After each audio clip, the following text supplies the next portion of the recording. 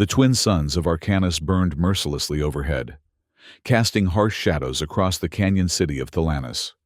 Built into towering rock spires, the city was a marvel of organic architecture, with homes and communal spaces carved directly into the living stone.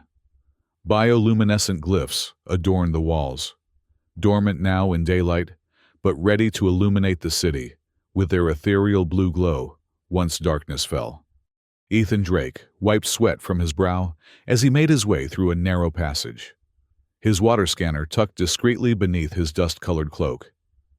The device was recording valuable data on subterranean moisture levels, information the Terran Colonial Authority desperately needed if they were to establish any meaningful presence on this parched world. 5 years of uneasy coexistence with the Thalari had yielded little progress. The azure-skinned warriors viewed humans with suspicion at best, outright hostility at worst. Ethan knew he was treading dangerous ground simply by being here, but as a reconnaissance officer, risk came with the territory. The canyon widened suddenly into a circular chamber, its ceiling open to the sky. Ethan froze. The intricate patterns carved into the floor, the crystalline altar at the center. This was no ordinary cavern. He had unwittingly entered a sacred temple. Before he could retreat, a shadow detached itself from the wall. A tall, lithe figure stepped into view, azure skin decorated with ritual scarification along the jawline. In her hand, she held a crystalline staff that hummed with latent energy. "Mara Solis," Ethan breathed, recognizing the notorious council enforcer from intelligence briefings. Her yellow eyes narrowed. "You dare speak my name with your filthy human tongue?" She moved with preternatural speed, closing the distance between them in a heartbeat. The slap came without warning, an open-handed strike that snapped his head to the side and left his cheek burning. "That's for being human," she hissed, loud enough for the gathering crowd of Thalari observers to hear. Ethan could have reached for his concealed pulse pistol. He could have backed away in submission. Instead, he straightened his spine and met her gaze directly, a defiant smirk playing at the corner of his mouth. "Then you'll love my next trick," he said calmly. Confusion flickered across Mara's face, quickly replaced by cold fury. She gripped her staff tighter, its crystalline structure catching the sunlight and refracting it across the temple floor. "Take him to the council," she commanded the warriors who had materialized behind her. "The Riths will decide his fate." As rough hands seized his arms, Ethan maintained his enigmatic smile. The first move in his dangerous game had been played. The council chamber pulsed with energy. 12 elders, the Riths, sat in a semicircle on elevated stone chairs, their azure skin appearing almost luminous in the chamber's dim light. At the center, a heart crystal throbbed with a steady rhythm, marking the passage of time and, some said, the very heartbeat of Thalanis itself. Ethan stood before them, hands bound with fibrous restraints. Mara flanked him, her staff planted firmly on the ground beside her. "This human was found trespassing in the Temple of Waters," she announced, her voice carrying easily in the acoustically perfect chamber. "I discovered him taking readings with this device." She held up Ethan's water scanner, now confiscated. Elder Kashai, her frail body belying the commanding presence she exuded, leaned forward. "Human, you violate our most sacred spaces. The punishment for such transgression is death." A murmur of agreement rippled through the chamber. "Unless," Kishai continued, raising a gnarled hand for silence, "you can provide reason why mercy should be extended." Ethan straightened, ignoring the painful grip of his captors. "I seek knowledge, not conquest. The temple sits above a junction of underground water channels. My readings could help both our peoples better utilize this precious resource." "Lies," spat a younger council member. "Humans seek only to drain our world dry, as they have attempted on other colonies." "If that were true," Ethan countered smoothly, "why would I come alone, unarmed, into your stronghold?" "Yet, you carried this," Mara interjected, raising his pulse pistol. Ethan shrugged. Self-defense. Your desert is not known for its hospitality. Enforcer Solus. Mara's eyes flashed dangerously at his familiar use of her title. Elder Kishai tapped her staff against the floor. The council will deliberate. Confine him to the gorge cells until we reach consensus. As Ethan was led away, he caught Mara's gaze once more. Remember, he said softly, my next trick might surprise you. The gorge cell was aptly named, a narrow space carved into the living rock of the canyon wall, its entrance barred by a lattice of crystalline energy that would burn flesh on contact. A thin pallet on the floor, a water basin recharged once daily, and a waste hole in the corner constituted the entirety of Ethan's accommodations. From his vantage point, he could see a slice of Thalani life through the energy barrier. Warriors training in a courtyard below, merchants hauling goods on the backs of six-legged pack beasts, azure children darting between the adults in some complicated game. Mara appeared on the third day, dismissing the regular guard with a curt gesture. The council remains divided on your fate, she informed him, standing rigidly outside his cell. Some advocate for execution. Others believe you may have value as a hostage, to be exchanged for Terran technology. Ethan sat cross-legged on the floor, studying her. And what do you believe? Enforcer Solus. Her expression remained impassive. My beliefs are irrelevant. I enforce the council's will. Yet, you must have an opinion. He gestured to the hairline crack in her crystalline staff. That flaw in your weapon. Have you considered it might be strengthened rather than replaced? Sometimes, imperfection creates opportunity for improvement. Mara's eyes narrowed. You know nothing of our ways. I know more than you think. Ethan rose in a fluid motion. I've studied your people extensively. Your language, customs, architectural techniques. I respect the Thalari, Enforcer. That's more than most humans. I admit. Respect? She nearly spat the word. Your kind poisoned our eastern riverbeds, displaced 3 clans from ancestral lands. Actions I neither ordered nor condone, Ethan replied evenly. Judge me by my actions, not the mistakes of others. Before she could respond, shouts erupted from the courtyard below. Mara stepped to the edge of the walkway, her posture instantly alert. What is it? Ethan asked, moving as close to the energy barrier as he dared. Desert Clan raiders, she said tersely. They seek to claim the ceremonial well. Without another word, she sprinted toward the commotion, leaving Ethan alone with his thoughts. Hours passed. The sounds of conflict grew, then diminished. When Mara returned, her clothing was torn and spattered with indigo blood. Her own. Ethan realized. The raiders withdraw temporarily, she said without preamble. But they will return with greater numbers. Ethan nodded thoughtfully. They attacked from the South Ravine? Mara's expression sharpened. How did you know? It's the most logical approach, given the terrain. Your defenses there appeared minimal when I was brought in. She studied him with new intensity. You noticed our defensive positions while being dragged in as a prisoner? Ethan shrugged. It's what I'm trained to do. A moment of silence stretched between them. Then, with obvious reluctance, Mara asked, If they return, how would you suggest we defend the well? Ethan concealed his satisfaction.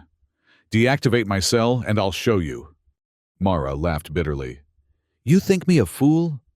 I think you pragmatic. And right now, you need tactical advice more than you need a prisoner. Their eyes locked in silent challenge. Finally, Mara raised her staff and touched it to the control crystal beside his cell. The energy barrier flickered and died. One false move, she warned, and I'll sever your spine before you can blink. Ethan stepped out, stretching his cramped limbs. Understood. Now, do you have maps of the underground irrigation tunnels? The maps were spread across a stone table in the tactical chamber. Illuminated by bioluminescent glyphs, that cast a blue glow over the parchment. Ethan traced his finger along a series of intersecting lines.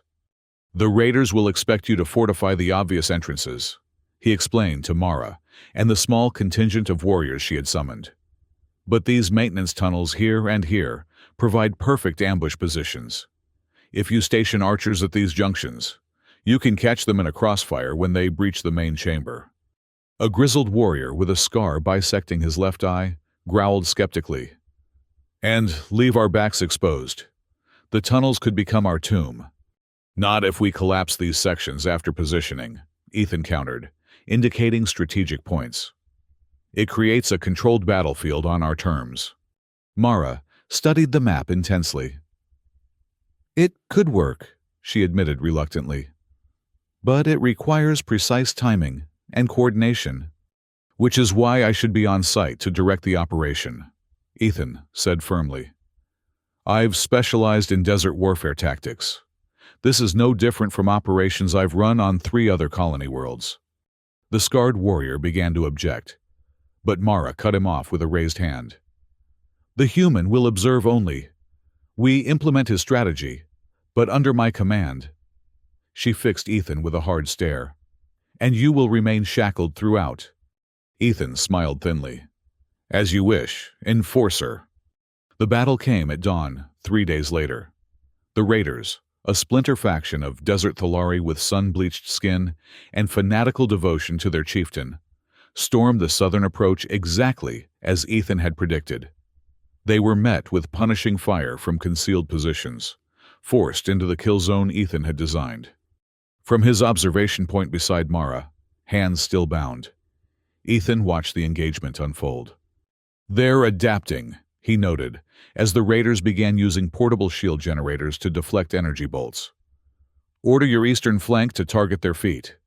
The shields don't extend to ground level." Mara hesitated only a moment before relaying the command. The effect was immediate. Raiders stumbled and fell as their legs were struck by precisely aimed shots. "Now, collapse tunnel section 4, Ethan urged. "Cut off their retreat." Again, Mara complied. A controlled detonation rumbled through the cavern, and dust billowed from one of the passageways. Panicked shouts echoed as the raiders realized they were trapped.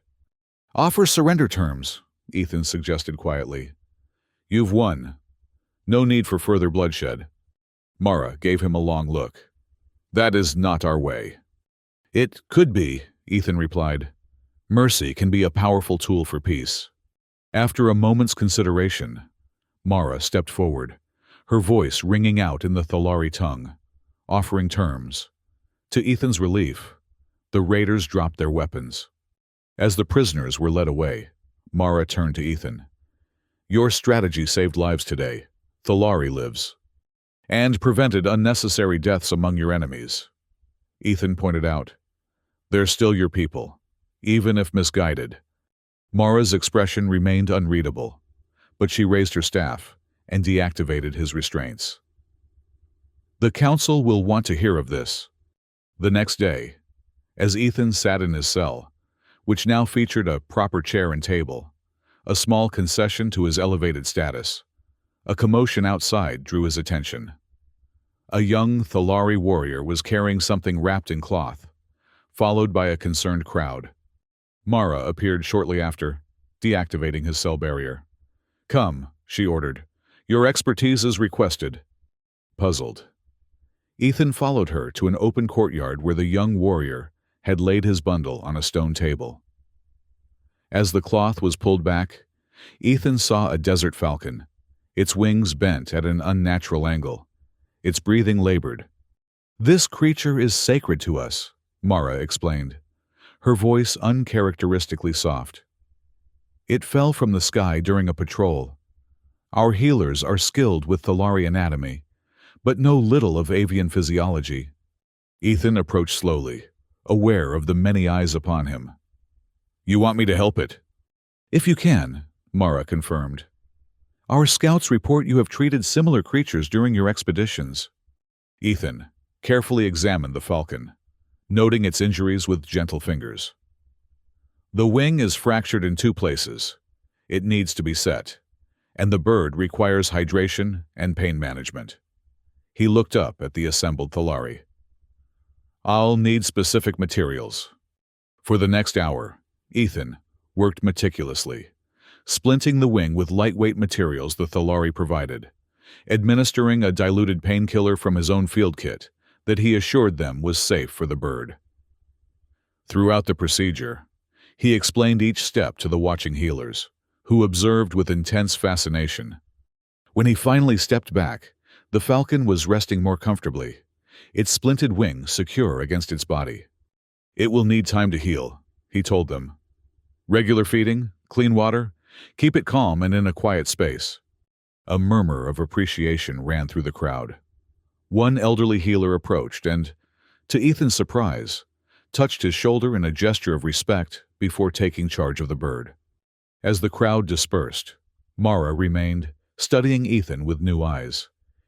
You could have refused, she observed. Used it as leverage. Ethan shook his head. I don't leverage suffering, enforcer, not even of a bird. Why care for a creature of our world?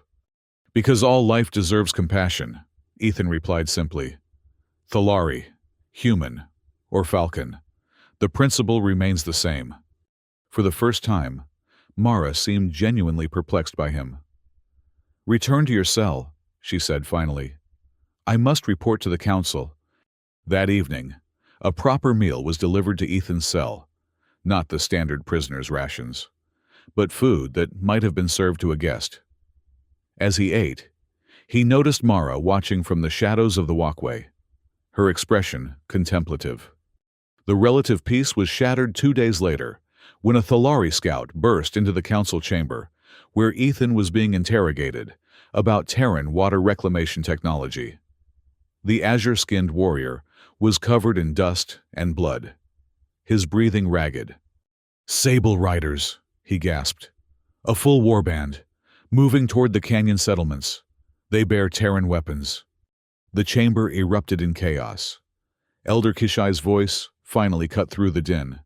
How many? At least 100 fighters, the scout replied, led by Baron Kor himself. A collective intake of breath swept the room. Even Ethan recognized the name, a notorious marauder chief who had been raiding settlements along the frontier for years. And you say they carry Terran weapons, Kishai pressed. The scout nodded grimly. Pulse rifles, heavy caliber. All eyes turned to Ethan. I had nothing to do with this, he stated firmly. The Terran Authority would never arm raiders. Yet they have your weapons, accused a council member. Stolen or purchased on the black market, Ethan countered. Possibly from human separatists who operate outside colonial law. He turned to Elder Kishai. My people have as much interest in stopping Kor as you do. He threatens the stability of the entire region. The council chamber fell silent as the elders exchanged meaningful glances. Finally, Kishai spoke. What would you suggest, human? Ethan felt Mara's eyes boring into him as he stepped forward. I need to contact my ship. If Kor is moving with a full warband, we need to coordinate a response. Thalari and Terran forces together. Absolutely not, Mara interjected. We cannot allow him to summon reinforcements. Not reinforcements, Ethan clarified. Information. My second-in-command can provide intelligence on the weapons Kor's band is carrying, strengths, weaknesses, effective countermeasures. Elder Kishai deliberated, then nodded. You may use our communication array, under supervision. Enforcer Solus will monitor every word. The communication with Callan Voss, Ethan's second aboard the survey vessel in orbit, was brief and tense. Mara stood just out of visual range, her staff at the ready. Ethan, we thought you were dead, Callan's holographic image exclaimed. The captain was preparing a retrieval team. Stand down any rescue operations. Ethan interrupted. I am here under protected status. We have a bigger problem. Baron Kor has acquired Terran pulse rifles and is moving against the canyon settlements. Kalen's expression darkened. Confirmed. Our scanners picked up a large force moving from the eastern wastes. Energy signatures match our MX-70 models, An older series, likely from the Helios trading post raid last year. Capabilities: 30 shots per charge. Effective range of 200 meters. The focusing crystals degrade in heavy dust conditions. Callan hesitated. Ethan, you should get out now. The captain can have a shuttle. Not an option. Ethan cut him off. I'm working with the Thalari on defense. Send me the technical schematics for the MX-70s and any topographical data we have on the canyon approaches. You're helping them? Callan asked incredulously. After they captured you? I'm preventing a massacre, Ethan replied firmly. Send the data. That's an order. After the transmission ended, Mara stepped forward. Your subordinate thinks you a fool for aiding us. Ethan turned to face her. Callan sees things in black and white. I prefer nuance. And what nuance do you see here, human? That we face a common enemy, Ethan replied. And that perhaps this crisis might forge something stronger than the uneasy truce we've maintained. Mara studied him with those unnerving yellow eyes. Or perhaps you see an opportunity to ingratiate yourself with our people for Terran advantage. Ethan smiled wryly. Always suspicious, enforcer. But right now, does my motivation matter if the outcome saves lives? For the first time, the ghost of a smile touched Mara's lips. Perhaps not. The next 3 days were a blur of preparation. With the Council's reluctant blessing, Ethan was permitted to help coordinate defenses. The data from his ship proved invaluable. Detailed maps of the surrounding terrain, technical specifications of the weapons Corps Band wielded, and tactical analyses of prior engagements with the Sable Riders. Ethan worked closely with Mara and a mixed squad of Thalari warriors and engineers, designing defensive fortifications at key choke points along the canyon approaches. He also provided training to a small contingent of Thalari youths in Terran non-lethal combat techniques. These stun nets disrupt nervous system function without permanent damage, he explained, demonstrating the deployment mechanism to a group of skeptical young warriors. When properly placed, they can incapacitate multiple attackers simultaneously. Where is the honor in such weapons? Demanded one youth, his facial scarification marking him as a member of the elite warrior caste. Our ancestors faced enemies blade to blade, energy spear against energy spear. Your ancestors didn't face pulse rifles that could cut them down from 200 meters away, Ethan countered. Honor means little if you're dead before you see your enemy. The youth bristled, but Mara stepped forward. The human speaks truth. Valen. New threats require new tactics. There is no dishonor in surviving to fight another day. The training continued, though Ethan sensed the Thalari's discomfort with what they perceived as soft human weapons. Cultural change, he knew, would not come overnight. During a rare quiet moment, as they inspected the eastern barricades, Ethan noticed Mara absently running her fingers along the crack in her staff. I could repair that, he offered. The crystalline structure is similar to components we use in our communication arrays. Mara's hand stilled. This weapon has been with me since my rite of passage. Its flaws are part of its history, part of mine. I understand, Ethan nodded. But sometimes, addressing a weakness can prevent catastrophic failure at a crucial moment. She considered this, then reluctantly extended the staff toward him. You may examine it, nothing more. Ethan took the weapon carefully, feeling its surprising lightness, the faint vibration of energy running through its core. The crack was deeper than he'd initially thought, a structural flaw that extended nearly to the central power channel. This could shatter if stressed, he observed, particularly if used to block a heavy impact. Mara's expression remained impassive, but he sensed her concern. Can it be strengthened without replacing the core? Yes, Ethan replied, already formulating a solution.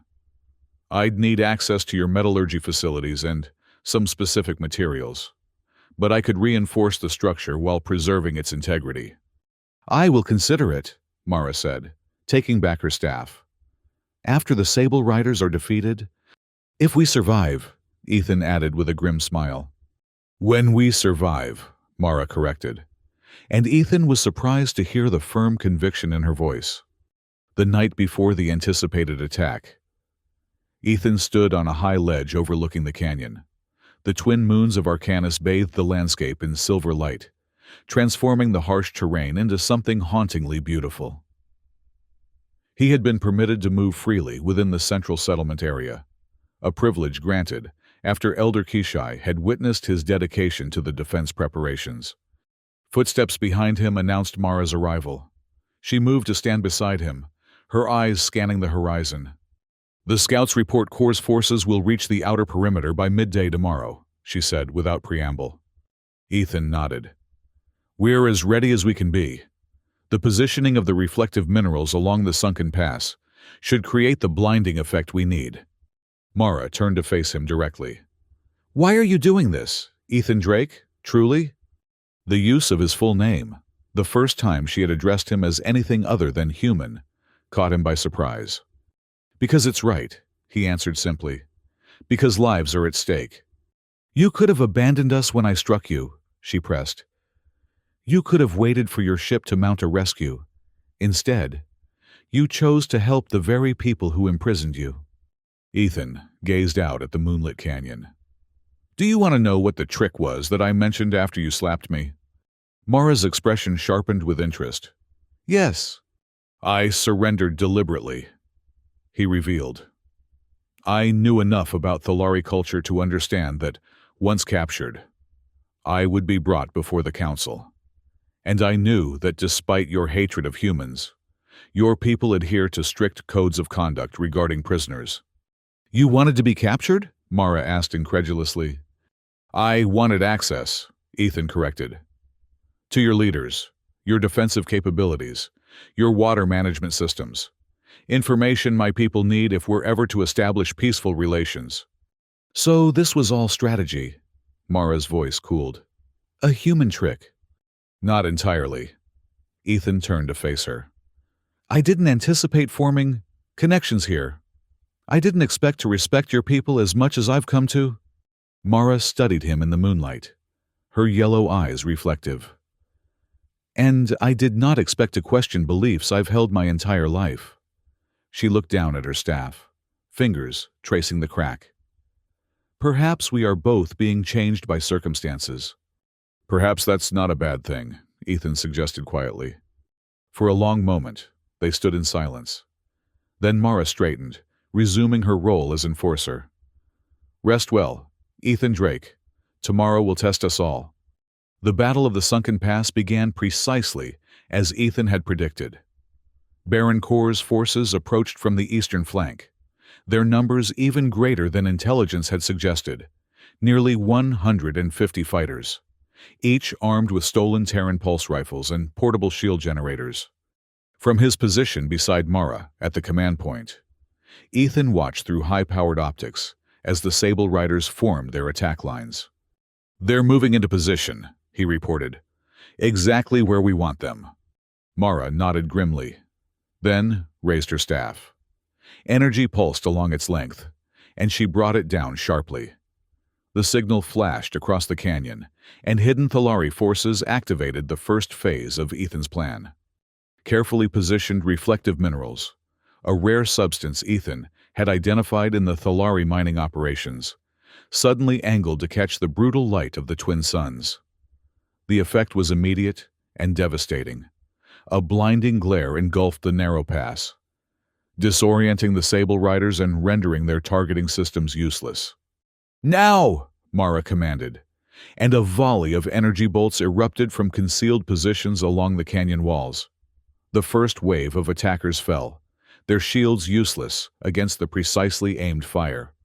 Corps was quick to adapt.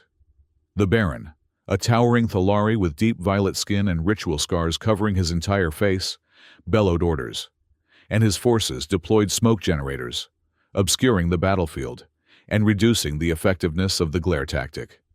Phase 2, Ethan urged, and Mara relayed the command. Hidden charges detonated in sequence, not to cause casualties, but to destabilize the canyon floor. The carefully calculated explosions forced the Sable Riders to cluster in predictable formations, making them vulnerable to the stun nets Ethan had provided. For a time, the battle proceeded according to plan. Then a scout rushed to their position, breathless with urgency. "Baron Corps has broken through the western flank," he reported. "A small force, heavily armed. They seek to outflank our position." Ethan and Mara exchanged a quick glance. "I'll take a squad to intercept," Mara decided.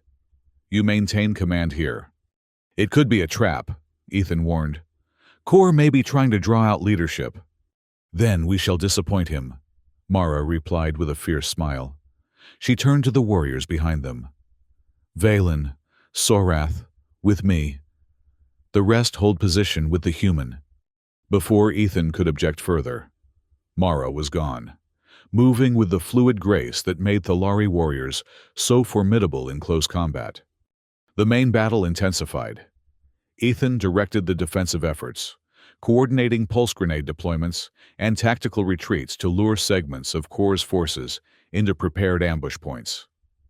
The Thalari warriors, initially skeptical of his authority, now followed his commands without hesitation, the urgency of survival overriding cultural suspicion. A massive explosion rocked the western ridge.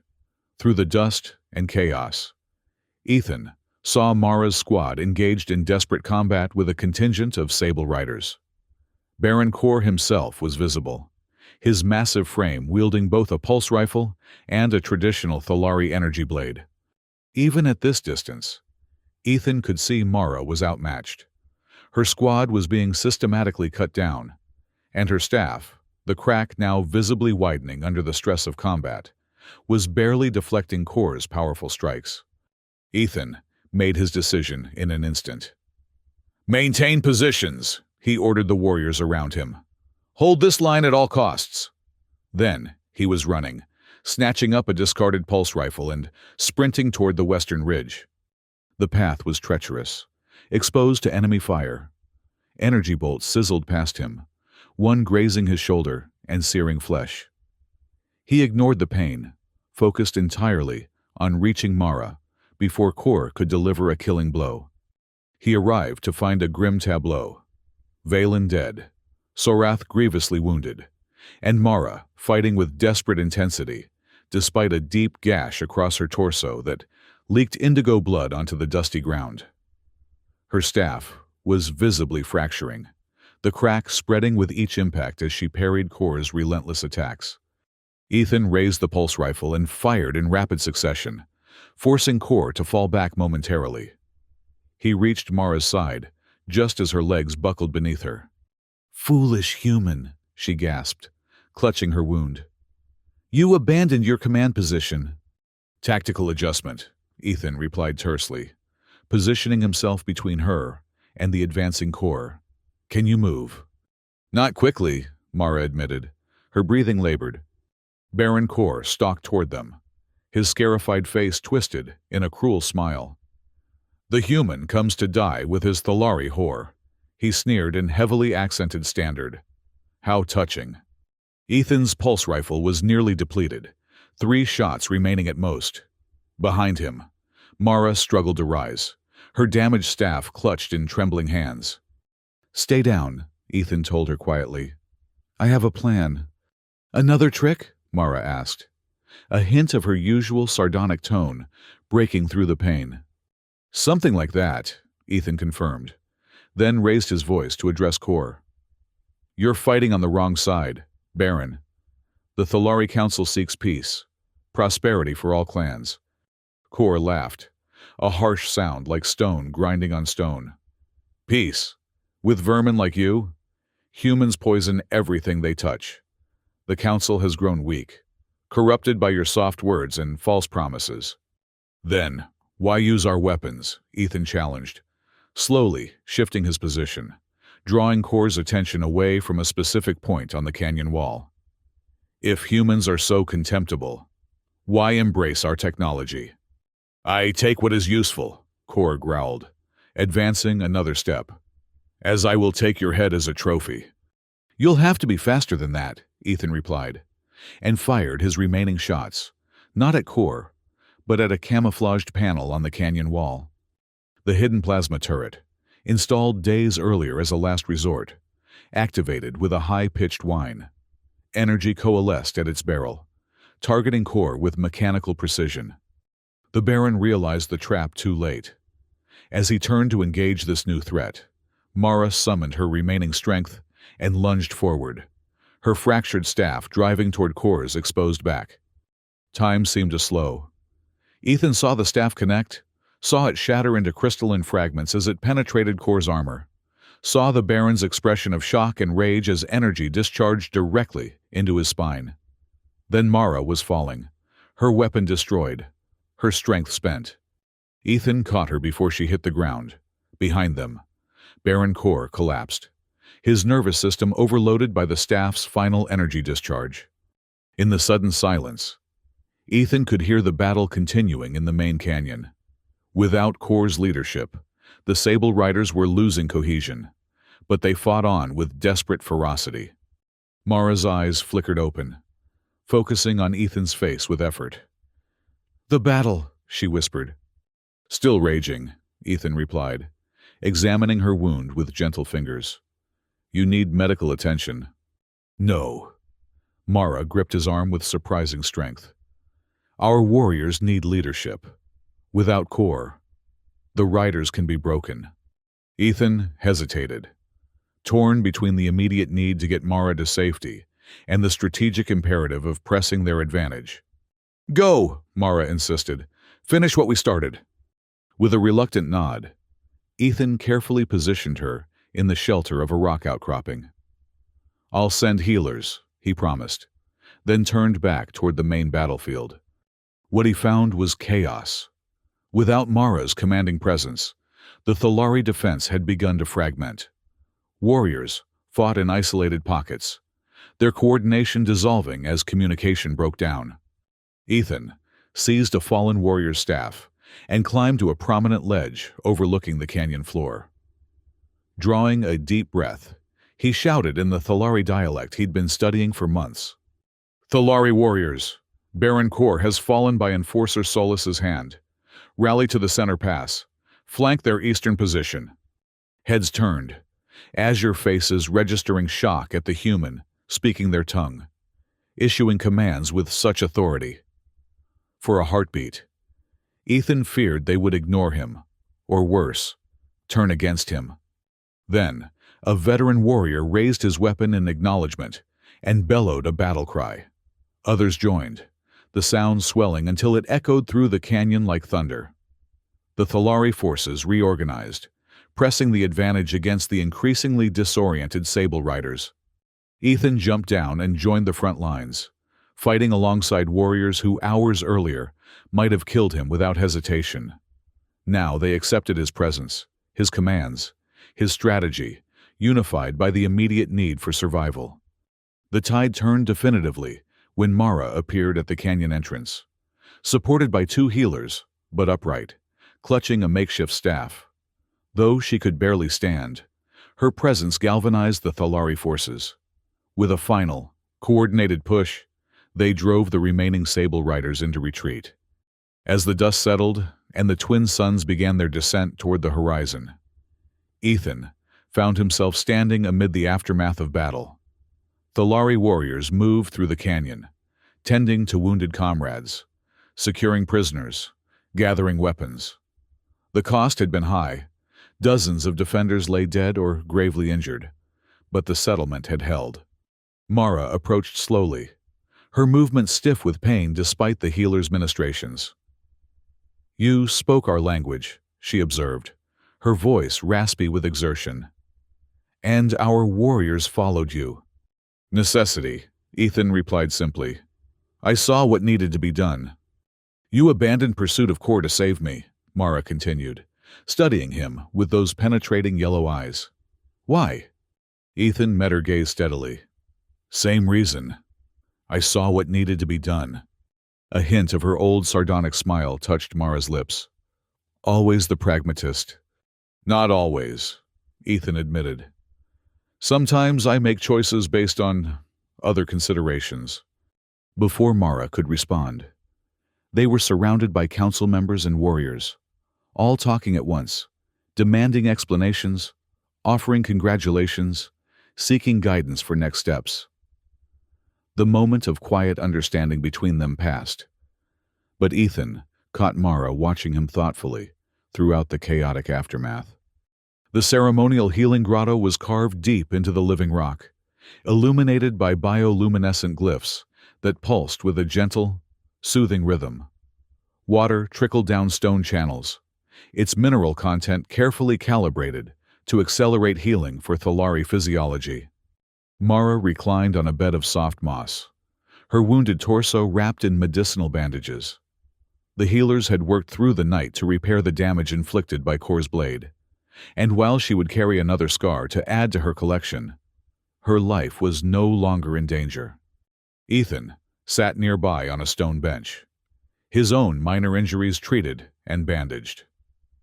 In the 3 days since the battle, he had moved freely through Thalanis, no longer a prisoner, but not quite a guest.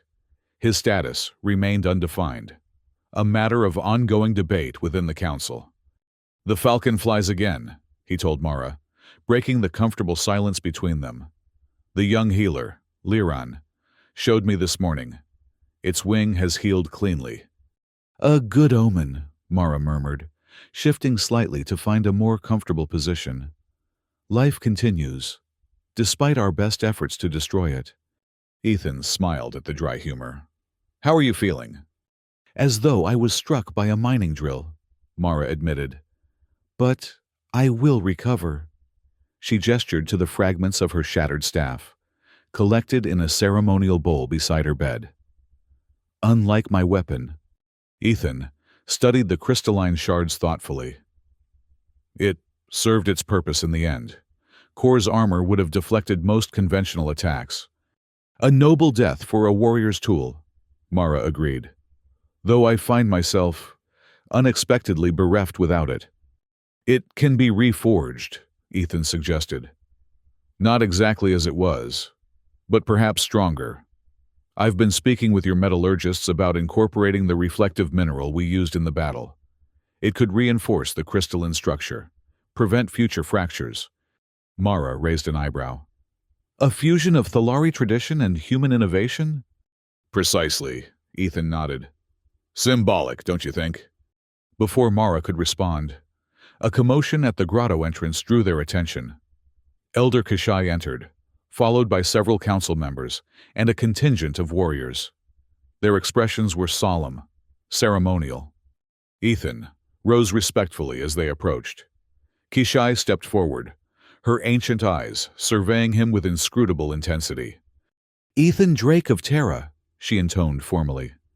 "The Council of Riths has deliberated on your status among us." Ethan straightened, preparing himself for judgment. Beside him, he sensed Mara tense as well.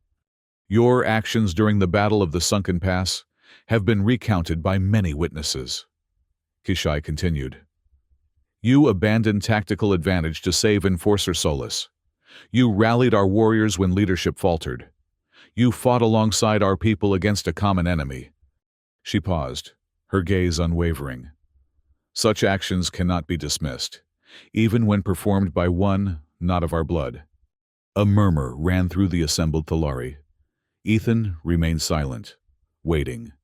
"Therefore," Kishai proclaimed, "by unanimous consent of the Council, you are granted the status of honorary Thalari citizen, the first of your kind to receive this recognition in 7 generations." Stunned, Ethan could only stare as a warrior stepped forward bearing a small, crystalline emblem, a stylized representation of the canyon city, suspended on a chain of intricately worked metal. "This marks you as one who may walk freely among us," Kishai explained, as the emblem was placed around his neck. "Not as guest or prisoner, but as one entitled to the protection and responsibility of citizenship." Ethan found his voice at last. "I am honored beyond words, Elder Kishai. I will strive to be worthy of this trust." See that you do, Kishai replied, a hint of a smile softening her austere features. For it was not given lightly. As the council members departed, leaving only a few guards at the grotto entrance, Ethan turned to Mara in amazement.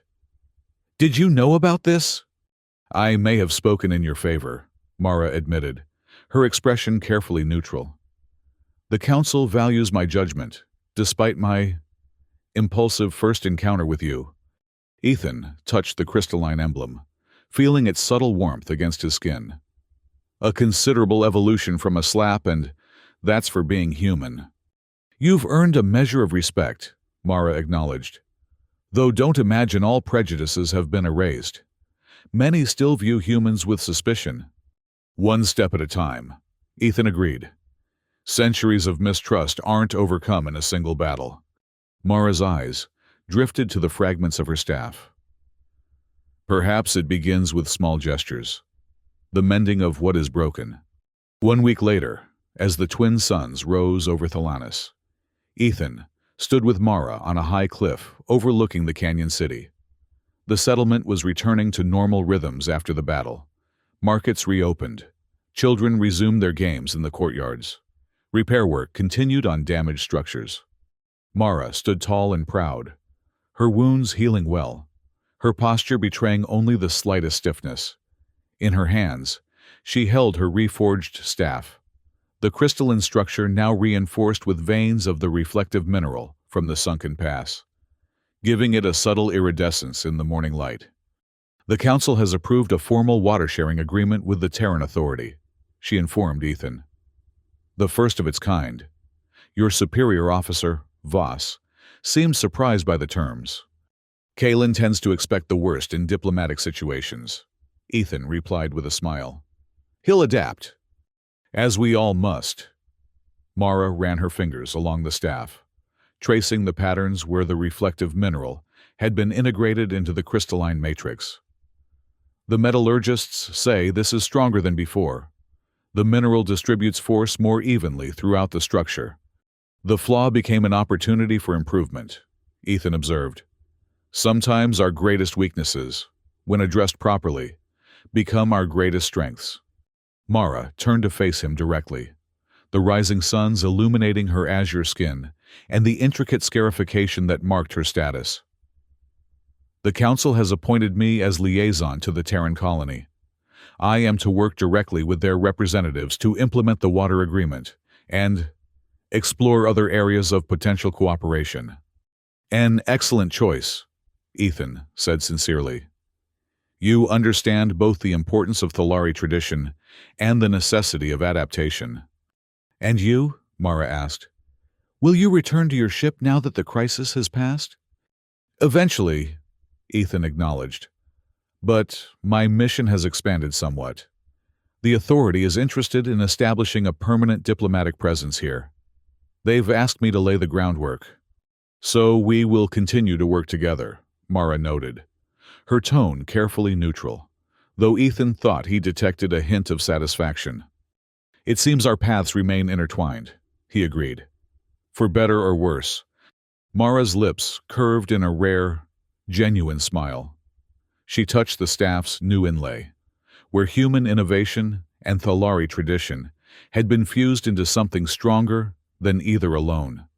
Then you'll love my next trick, Ethan said softly, echoing his words from their first encounter.